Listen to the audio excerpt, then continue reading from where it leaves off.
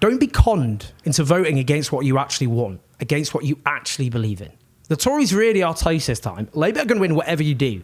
So you can vote according to your conscience without any risk. You can vote Green to send a message to Keir Starmer's inevitable government.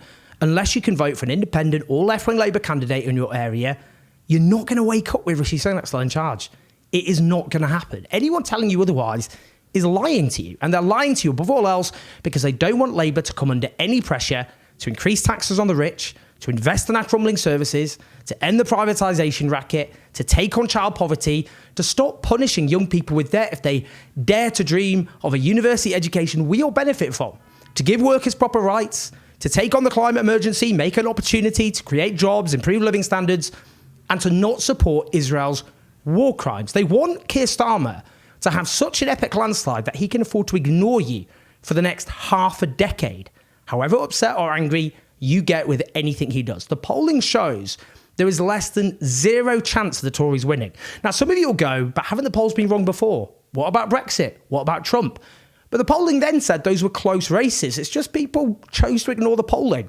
But I looked, for example, at that polling and I predicted Brexit would happen. I said so in a video, unlike almost all my colleagues. This time round, for example, based on a representative sample of nearly 35,000 people, Survation, the pollsters, predict Labour are going to get 484 seats compared to 64 for the Tories, with a 99% chance they're going to get more seats than they won in their 1997 landslide. The polling average, that is of all the pollsters, shows Labour's on 40%, twice that of the Conservatives. That's backed up by the data of what candidates from all parties are picking up, talking to voters on the ground. Even if the polls were more off than they've ever been in history, Labour would still win by a landslide.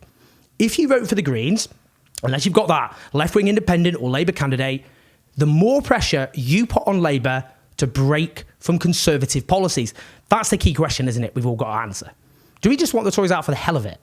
Or do we want them out because we want Tory policies out? For example, I'll give you this as an example. There was a £20 billion a year black hole in the nation's finances.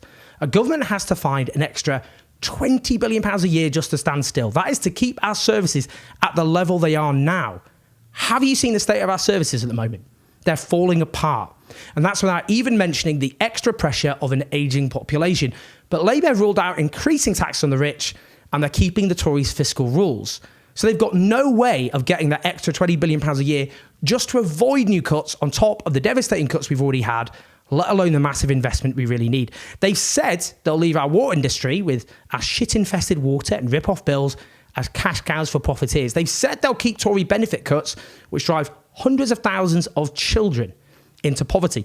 They've said they'll expand privatisation of our National Health Service. They've watered down their workers' rights plan, trashed their original £28 billion a year Green Investment Fund, and they have supported Israel's genocidal war, with Keir Starmer supporting Israel's right to cut off water and energy to civilians, a war crime, before claiming he'd never said it. A siege is appropriate? Cutting off power, cutting off water?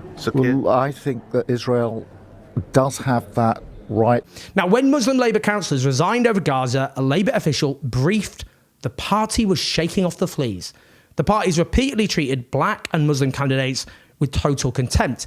In Clacton, their charismatic black candidate was reportedly left broken and in tears after Labour HQ intimidated him, ringing his phone repeatedly and telling him he should leave Clacton and never come back. That's the guy standing against Nigel Farage. You'd think that would be a priority for Labour.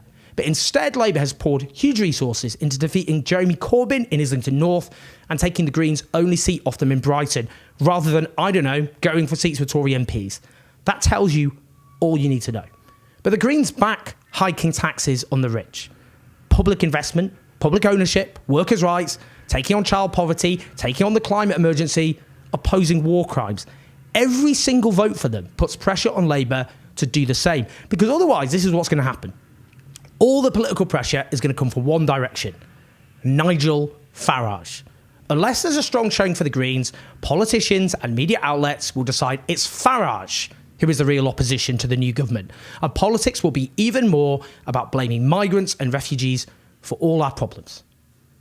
Is that really what you want? Now, some of you will go, hang on, there's very few seats the Greens can win this time. That's true this time. though there are seats they can win. But firstly, every vote cast in any constituency adds to their national percentage. And the higher that percentage, the more they are taken seriously by the media and by other politicians. It also means they get more of what's called short money. That's an annual payment to opposition parties so they can be more effective. But here's a really crucial point. If they come second in lots of constituencies, it gives them a really strong springboard for next time. It also means if they come second in seats run by Labour, that Labour decide that they have to compete with the Greens for those votes rather than, say, the Tories.